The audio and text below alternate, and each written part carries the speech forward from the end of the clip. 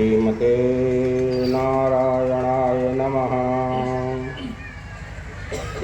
ओम श्रीमद्हनुमते नमः। ओम श्रीमद्गुरवे नमः। सन्तु पूर्वाचार्याः सहायाः, सन्तु पूर्वाचार्याः सहायाः, सन्तु पूर्वाचार्याः सहायाः।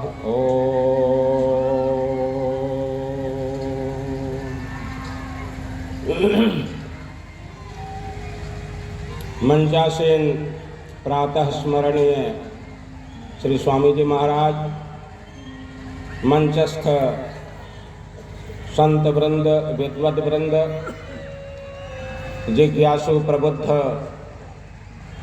संस्कृत सेवी छात्रों, भगवत पादारविंद मकरंद रसास्वादन परायण भगवत कथा सुधा रस रसिक उपस्थित भक्त वृंद, माताएं, बहनों व श्रद्धामयी देवियों, समय थोड़ा है, कोई ज़रूरी नहीं है। जन्म जन्मांतर इस भवाटवी में जीव यात्रा करता रहता है, अटकता भटकता रहता है और उस सुदीर्घ काल में कहीं कोई एक क्षण सार्थक बीत जाता है, उतने मात्र से ही यात्री का उद्धार हो जाता है। इसलिए बड़े मर्म की बात यह है कि जीवन में जो सुख शांति अथवा जिसे अंतिम जीवन मुक्ति, निर्वाण, विदेह मुक्ति वगैरह वगैरह जानते हैं, सुनते हैं, वो सब बिना युक्ति के मुक्ति नहीं होती है।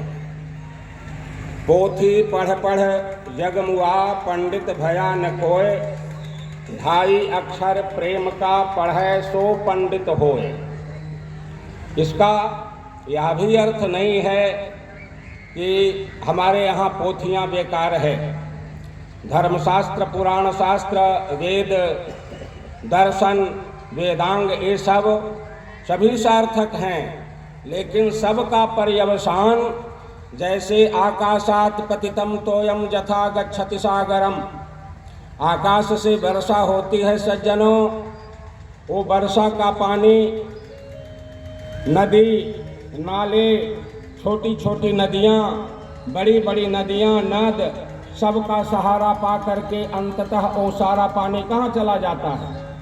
आपको पता है, सागर को चला जाता है, समुद्र में चला जाता है। यथा नदीनाम, भगवान कृष्ण गीता में बोलते, यथा नदीनाम बहवोम्बुवेगाः समुद्रमेवाभिमुखा द्रवन्ति।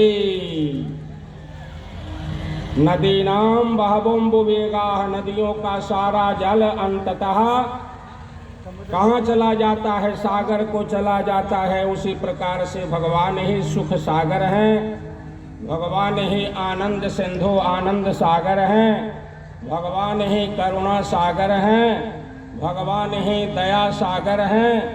जो कुछ भी हैं भगवान ही हैं। और उस भगवान को पाने का क्या उपाय है? जब यह जिज्ञासा हुई, माने जानने की इच्छा हुई,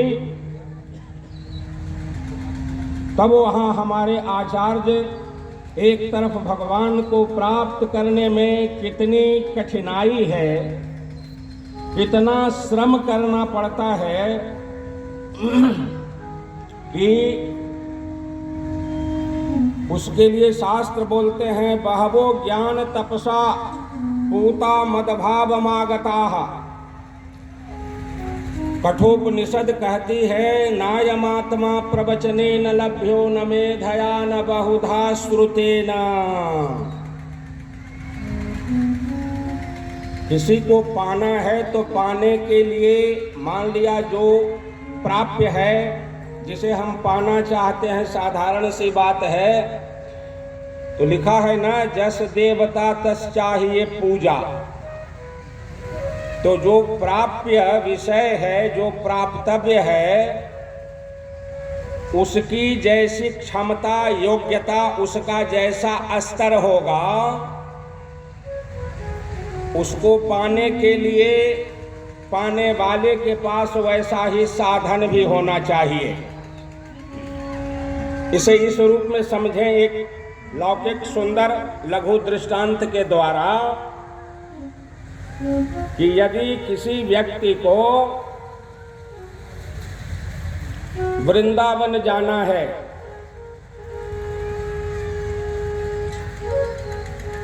और उस व्यक्ति के पास जाने के साधन के रूप में कुछ है नहीं, क्योंकि वृंदावन जब जाना होगा तो यहाँ से वृंदावन 500-600 मील दूर है। तो या तो पैदल यात्रा आप करें, तो पैदल यात्रा करेंगे तो वो बहुकाल साध्य है, उसके लिए महीनों समय लग सकता है। और यदि कम समय में जाना चाहें तो फिर वाहन सवारी की व्यवस्था करें, तो उसके लिए द्रव्य चाहिए, अर्थ चाहिए। तो जो आर्थिक दृष्टि से सुदृढ़ हैं, वो वाहन के द्वारा, सवारी के द्वारा वृंदावन की यात्रा माने उस स्थल को प्राप्त करेंगे, है ना ये बात। और जिनके पास अर्थ नहीं है, पैसे नहीं है, मूल्य चुकाने की क्षमता नहीं है, शरीर से स्वस्थ हैं, तो वो पैदल यात्रा करके पैदल यात्रा करें, पैदल यात्रा करके भी वृंदावन को पा सकते हैं, पर उसे पाने में अधिक समय लगेगा। वो काल सापेक्ष है, समय सापेक्ष है। तो ऐसी स्थिति में अब प्रश्न उठता है कि भाई जो शरीर से समर्थ होगा, जो आर्थिक दृष्टि से समर्थ होगा, वही वृंदावन को पाएगा। तो समाज में, परिवार में, जगत में सभी लोग इसी स्थिति में तो नहीं है। सभी आर्थिक दृष्टि से समर्थ, शारीरिक दृष्टि से शरीर से स्वस्थ ऐसे ही सभी यात्री नहीं हैं। कुछ ऐसे भी यात्री हैं जो अर्थ की दृष्टि से विपन्न हैं, अभावग्रस्त हैं, और कुछ ऐसे भी हैं जो शरीर से अस्वस्थ हैं, शरीर में उतनी शक्ति नहीं है, ऊर्जा, एनर्जी नहीं है, जो महीनों वृंदावन को पाने के लिए वो श्रम करें, यात्रा करें। इसी तरह से उपनिषद में कहा, नायमात्मा प्रवचनेन लभ्यो न मेधया न बहुधा श्रुतेन। आत्मा, आत्मा माने परमात्मा अथवा जीवात्मा, स्वस्वरूप का बोध, स्व माने अपना, अपने स्वरूप का बोध, मैं कौन हूँ, कहाँ से आया हूँ, और फिर यास्यामि क्वेतः स्वशरीर संशय। हम आप जो बैठे हैं, वर्तमान में हमारा आपका जो जीवन दिखाई दे रहा है, ऐसा न समझें कि इस जगत में हमारा आपका यह कोई प्रथम बार आना हुआ है। ये सृष्टि जो है वो अनादि प्रवाह है। इस विषय में जब जिज्ञासु ने प्रश्न किया तो आचार्य बताते हैं कि जैसे भगवान अनंत है, वैसे ही उनका यह संसार भी, जगत भी अनंत है। और जैसे भगवान अनादि हैं, उसी प्रकार से जगत भी अनादि है। और जैसे भगवान अनंत हैं, उनका यह जगत भी अनंत है। यही हमारे रामानुजाचार्य जी का सिद्धांत है। इसलिए वैष्णवाचार्यों ने भगवान को भी सत्य माना, जगत को भी सत्य माना और जीव को भी सत्य माना। तीनों सत्य हैं। क्यों? तो जगत का भी नाश नहीं होता है। हाँ, स्वरूप परिवर्तन होता है, जैसे हमारे आपका स्वरूप परिवर्तन होता रहता है, हो रहा है। हम सब जितने दिखाई दे रहे हैं, क्या सदा से इसी रूप में हैं? कभी हम जन्म लिए होंगे तो शिशु, छोटे रहे होंगे, बालक रहे होंगे, फिर किशोर हुए, फिर युवक हुए, जवान हुए, वार्धक्य की ओर बढ़े और अंततः बूढ़ा जिसको कहते हैं मानो अपक्षय ढलने की ओर जा रहे हैं। तो ये जो परिवर्तन है वो परिवर्तन जो है इसी को तो हम आप मृत्यु कहते हैं। जब शिशुपन था, सबका था, तो वो शिशुपन चला गया, मानो वो शिशुपन मर गया। अब वो शिशुपन के जगह पर कौमार्य ले लिया, हम कुमार हो गए, किशोर हो गए। फिर एक ऐसा समय आया कि मैं किशोर के रूप में भी न जाना लगा। मुझे लोग जानने लगे कि अब ये युवक हैं, और वही युवक फिर 10-20 साल के बाद बूढ़ा के रूप में जाना जाने लगा, पहचाना जाने लगा। और यह कोई एक व्यक्ति विशेष की स्थिति नहीं है, न केवल मेरी, अपितु ये सारे दुनिया वालों की। यहाँ जो कोई भी है, थोड़ा सा काल वर्ष का अंतर हो सकता है, लेकिन परिवर्तन जगत का नियम है। चाहे राजा हो, रंक हो, फकीर हो, जो कोई भी हो, आए हैं सो जाएंगे, राजा रंक फकीर एक सिंहासन चढ़ चले, एक बंधे जंजीर।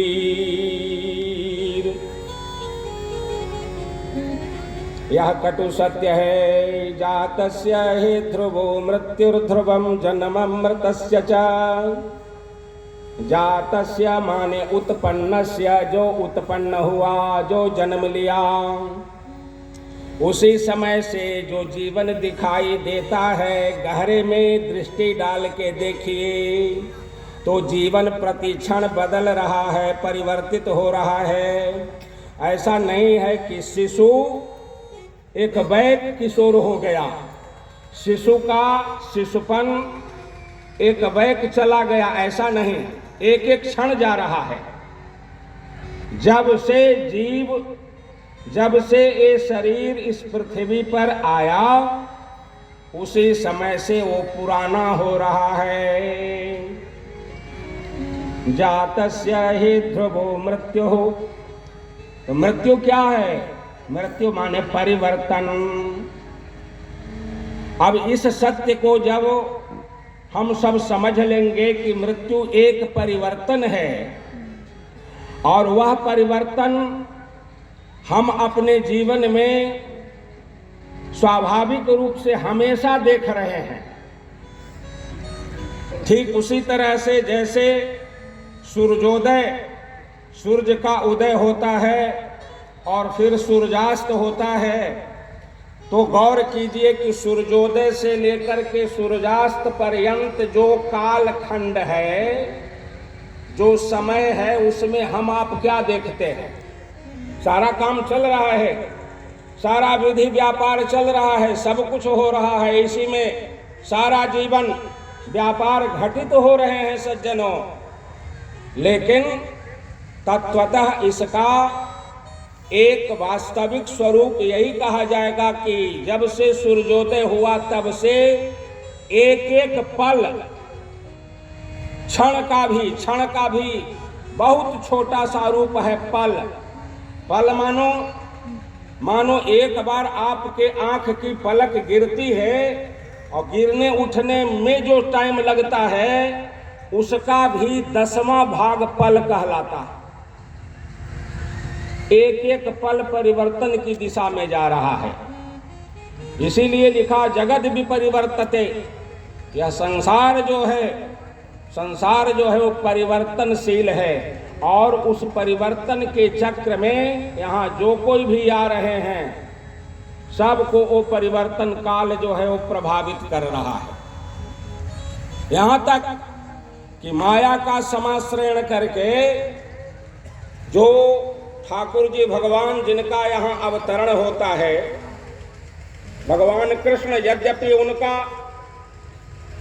शास्त्रों में वर्णन आया है, स्वयं भगवान कृष्ण कहते हैं जन्म कर्म च मे दिव्यम एवं जो वेति तत्वतः।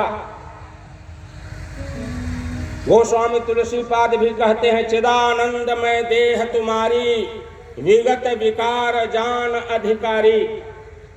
भगवान का चिन्मय शरीर होता है, दिव्य अलौकिक शरीर होता है, लेकिन चाहे उनकी अपनी ही इच्छा से सही, स्वेच्छया ही सही, पर ठाकुर जी भी जिस रूप में आते हैं उस रूप में सदा नहीं रहते। भगवान श्री राम का अवतार हुआ तो 10 वर्ष सहस्राणि 10 वर्ष शतानि च रामो राज्य मुपासित व स्वर्ग लोके महीयते वाल्मीकि को लिखना पड़ा। हम आप 75, 80, 90, 95, कदाचित 100, 105, 150, 200 कोई नहीं पुराएगा। इस दृष्टि से ठाकुर जी त्रेता में भगवान राम 11,000 वर्ष तक राज्य मुपासित हुआ, तब स्वर्ग लोके महीयते, मानो अपने साकेत को जाते हैं, लेकिन जाते तो हैं, एतावता क्या सिद्ध होता है कि वहां भी परिवर्तन हुआ। और यह परिवर्तन भी हमारा आपका भी परिवर्तन परमात्मा की इच्छा से ही होता है, हो रहा है। इसलिए सज्जनों, इस परिवर्तन को हम भुला नहीं सकते और इस सत्य को, इस स्वरूप को गहराई से जिस दिन हम आप समझ लेंगे कि यह सब कुछ परिवर्तनशील है, हम सब परिवर्तन की दिशा में जा रहे हैं, जाएंगे ही, इसको कोई रोक नहीं सकता है। जिस दिन यह आपको संपूर्ण बोध हो जाएगा, उस दिन भवरोग मिट जाएगा। जीवन में सुख और दुख का जो हम आप अनुभव कर रहे हैं, उसका कारण है भवरोग, मोह निशा सब सोव निहारा, और देखिय सपन अनेक प्रकारा। यही जग जामिनी जागहि जोगी, परमारथी प्रपंच वियोगी। मोह निशाई, मोह जो है यही समस्त व्याधियों का मूल है। मोह सकल व्याधिन कर मूला, तेहिते पुनि उपजहि बहु सूला। सूल माने कष्ट। व्यक्ति जीवन में दुखी क्यों है? दुख होता है रोग से। यदि जीवन स्वस्थ हो तो दुख और सुख इससे वो ऊपर उठ जाएगा। तो चूंकि हम स्वस्थ नहीं हैं, हम सब अस्वस्थ हैं। ये स्वस्थता और अस्वस्थता की मैं बात शरीर के तल पर नहीं कर रहा हूं। शरीर के रोग अलग प्रकार के होते हैं, पर जब कहता हूं मैं, तो मैं से अभिप्राय क्या है? केवल शरीर नहीं, मैं से अभिप्राय है इसके भीतर का जो चैतन्य है, जिसको कहते हैं आत्मा, जीवात्मा। तो क्या आप कहिए कि जीवात्मा भी रोगी होती है क्या? नहीं, जीवात्मा तत्वतः स्वस्थ है। जीवात्मा रोगी नहीं होता है, लेकिन जब ते जीव भयउ संसारी, आत्मा जब इस शरीर में आ गई और इस शरीर के भीतर और कुछ अंतःकरण जिसको बोलते हैं, मन है, बुद्धि है, चित्त है, अहंकार है, वो आत्मा नहीं है। आत्मा इस शरीर से और इस शरीर में जो इंद्रियां हैं, आंख, कान, नासिका, मुख, जिह्वा, उसके बाद कर्मेंद्रियां, हस्त है, पाद है, इसी तरह से पायु है, उपस्थ है। ये जो 10 कर्मेंद्रिय और ज्ञानेंद्रियां हैं, इससे परे है वह आत्मा। ये तो इंद्रियां हैं। और फिर ये बाह्य इंद्रियां हैं, कुछ अंतःकरण होते हैं। अंतः माने भीतर के साधन। वो होता है एक मान। तो मन भी रुग्ण होता है, मन को भी रोग लगता है। भक्त अर्जुन को मन का रोग लग गया जी, और तब भगवान के सामने उन्होंने अपना रोग प्रकट किया।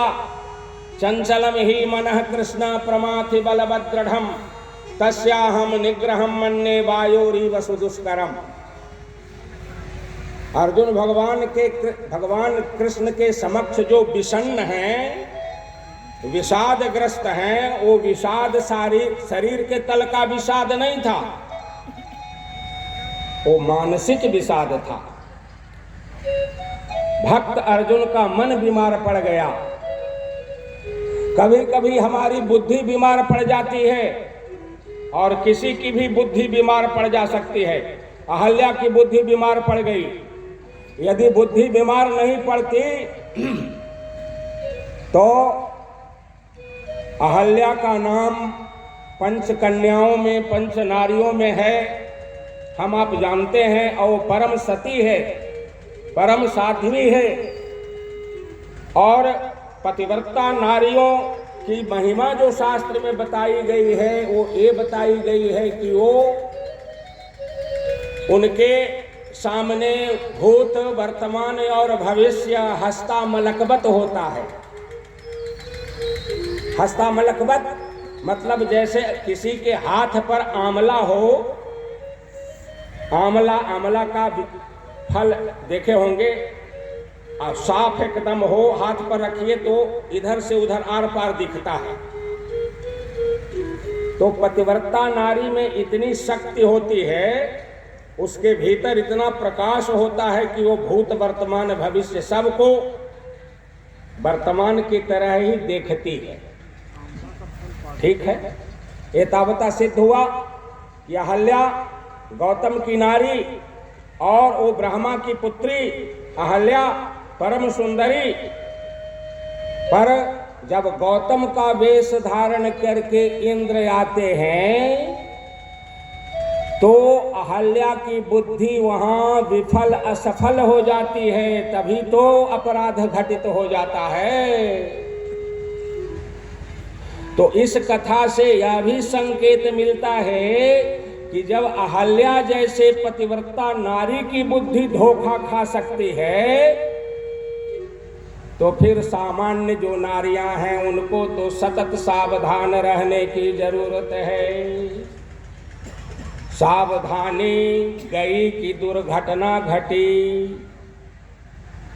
इसलिए जब अहल्या की बुद्धि धोखा कब खाई, इसका मतलब कि उस बुद्धि में बीमारी लग गई, बुद्धि रुग्ण हो गई।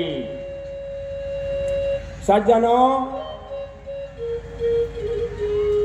आप भागवत का प्रसंग हो, रामचरितमानस का प्रसंग हो, किंवा अन्य पुराणों का प्रसंग हो, प्रायः आपको इस सृष्टि में 2 प्रवृत्ति के लोग और 2 प्रवृत्ति का वर्ग या समाज दिखाई देगा। एक को कहते हैं देव समाज, एक को कहते हैं दैत्य समाज। उसी को सुर असुर कह लीजिए, मानव दानव कह लीजिए, देव दैत्य कह लीजिए, कोई बहुत फर्क नहीं पड़ता है। तो ये जो 2 समाज है वो 2 प्रवृत्ति का प्रतिनिधित्व करता है। 2 प्रकार की प्रवृत्तियां हैं, एक आसुरी प्रवृत्ति और एक दैवी प्रवृत्ति।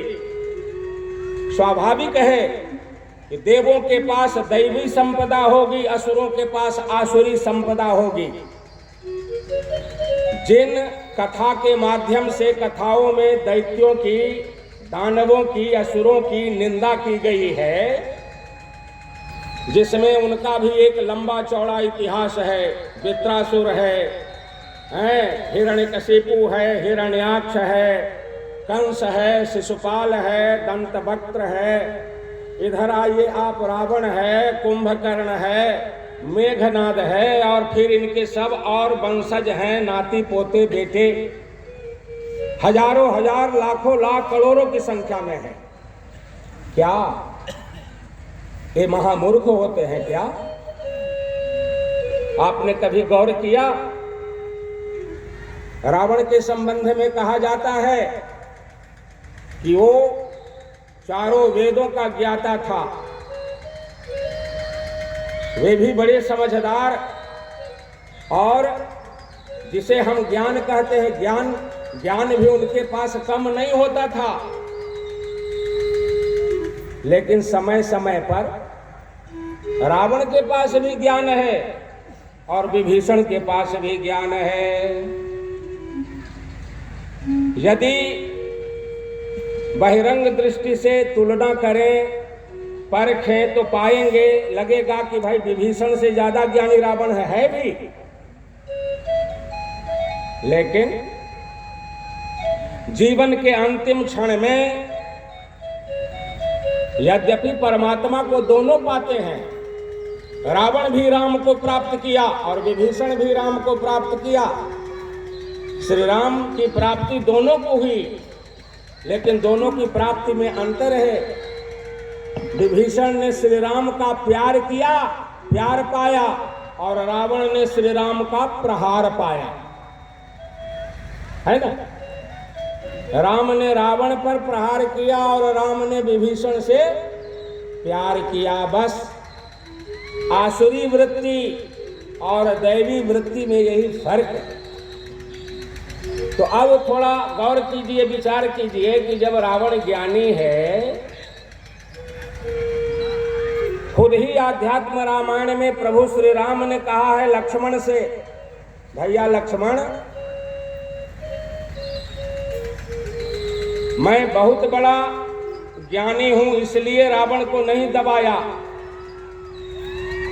यदि उस दृष्टि से देखो तो रावण भी मुझसे थोड़ा सा ही कम रहा होगा।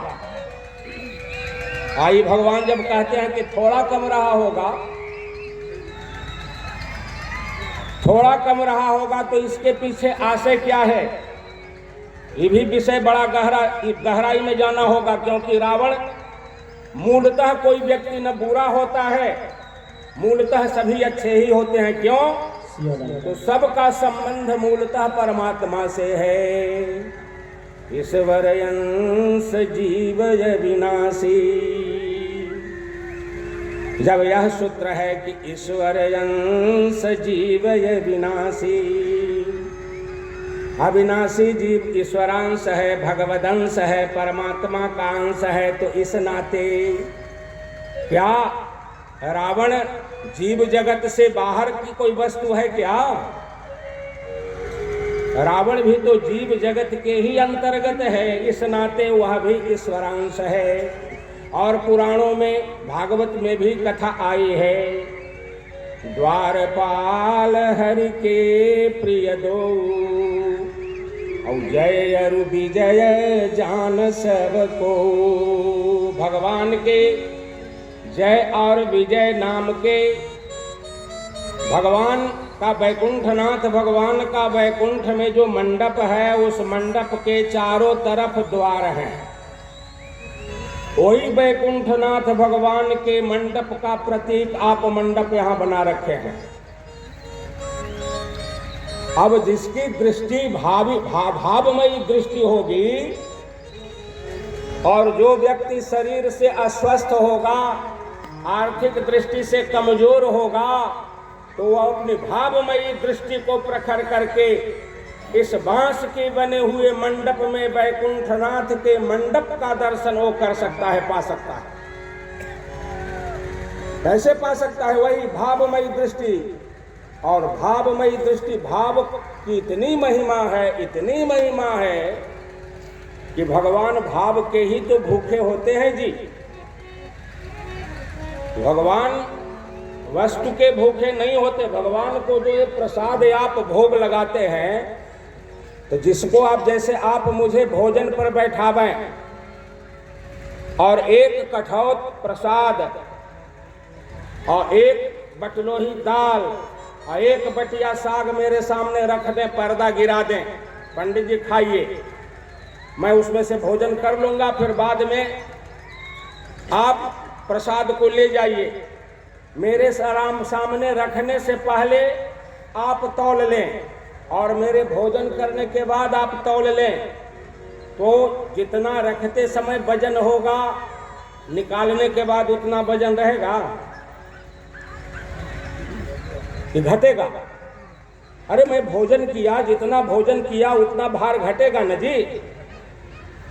तो भोग का मतलब यही होता है।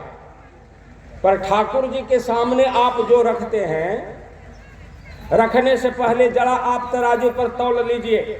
100 ग्राम मिश्री चढ़ाया, भोग लग गया, और फिर आप उस मिश्री को बाहर निकाल करके तौल लीजिए। एक रत्ती भी वजन में मिश्री कमेगी नहीं। इसका मतलब क्या हुआ? ठाकुर जी ने आपके भोग में दी गई सामग्री से स्थूल रूप से एक कण भी नहीं लिया, पर भोग तो लग गया। और वह भोग कैसे लगा? वो भोग लगाने वाले पुजारी जी का भाव है, और यदि उनका भाव निर्मल होगा तो भगवान उस वस्तु के भाव को ग्रहण कर लेते हैं। और भाव का कोई वजन होता नहीं है, उसे न कोई माप सकता है, न कोई तौल सकता है।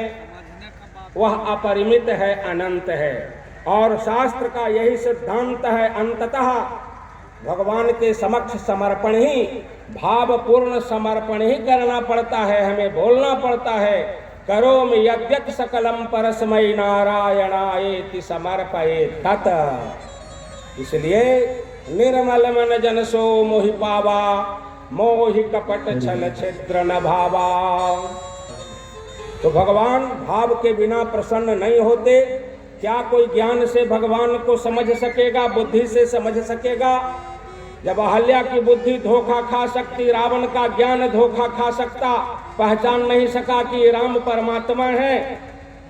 सब दिन जो है सो कि उनको दशरथ नंदन ही मानता रह गया। कंस पहचान नहीं सका, भागा दुर्योधन पहचान नहीं सका। हम आपकी क्या मिसाल?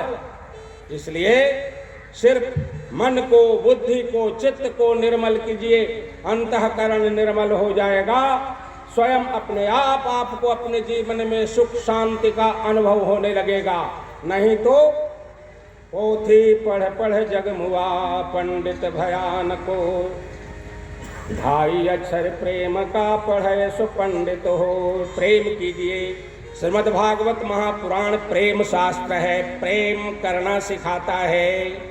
इसीलिए भागवत में लिखा, हरिर्हि साध्यते भक्त्या प्रमाणम तत्र गोपिका। और जितनी इसमें कथाएं हैं वो सब हमारे आपके लिए एक सांकेतिक, एक प्रतीकात्मक रूप उसका है। उसमें हमारा आपका जीवन जुड़ा हुआ है। वो पढ़ते रहिए, देखते रहिए। समय कम है, इतने कम समय में 18,000 श्लोक की कथा सुना पाना, यह न आपके लिए सुन पाना संभव है, न मेरे लिए सुना पाना संभव है। यह तब कदाचित संभव होगा जब बहुकाल करिए सत्संगा। जीवन पर्यंत जन्म जन्मांतर सत्संग करते रहिए।